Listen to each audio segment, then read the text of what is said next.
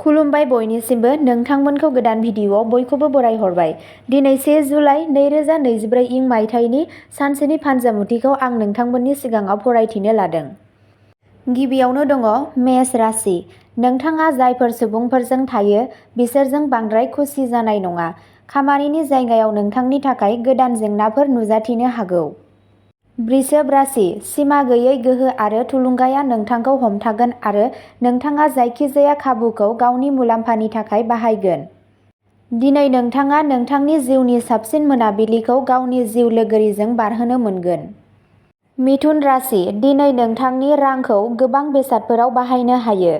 बेनिखायनो नोंथाङा दिनै मोनसे आखा-फाखा रां बावजानि बिथांखि लानांगोन जाहाथे गासैबो जेंनाफोर आरो रांजों सोमोन्दो थानाय जेंनाफोरखौ सुस्रांनो हायो।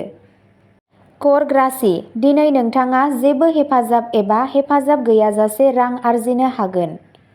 लोगोफोर आरो नखरनि सोद्रोमाफोरा नोंथांखौ थुलुंगा होयो। खामानियाव जानाय सोलायनायफोरनिफ्राय नोंथाङा मुलाम्फा जागोन। सिंह राशि। दिनै नोंथाङा गावनि रांखौ बाहायनायनि गोनांथि जानाय नङा मानोना नोंथांनि न'नि सासे देरसिना नोंथांनि रांखान्थियाव नोंथांखौ मदद खालामनो हागौ। नोंथाङा दिनै गावनि जिउ लोगोरिखौ रमान्टिक डेटआव लायोब्ला नोंथांनि सोमोन्दोआव थासारिया साबसिन जागोन। कन्या राशि। दिनै लोंनाय हुदानिफ्राय उदां जानो थाखाय मोनसे जोबोद मोजां सान। दिनै नोंथाङा फालांगियाव गोबां मुलाम्फा नुनो हागौ। दिनै नोंथाङा नोंथांनि फालांगिखौ गोदान जौथाय होनो हायो। तुला राशि।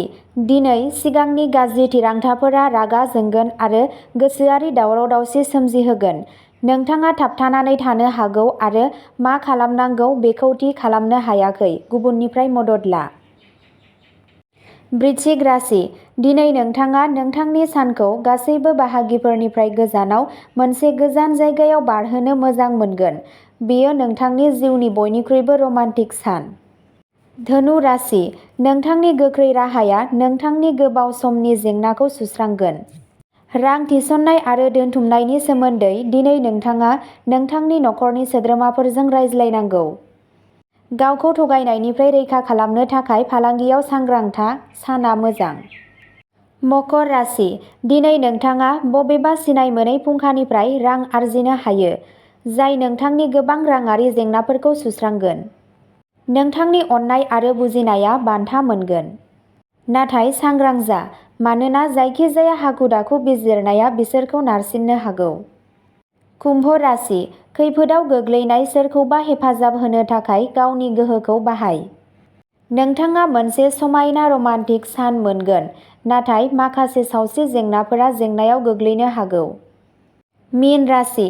गावनि नखरनि जौगानायनि थाखाय गोब्राब नाजा। दिनै नोंथांनि गोहो आरो इयुननि सानथांखिफोरखौ फिन नायबिजिरनायनि सम। दिनै जुलिनि गोजोंसिन बिथिंखौ मोनदांनायनि सान।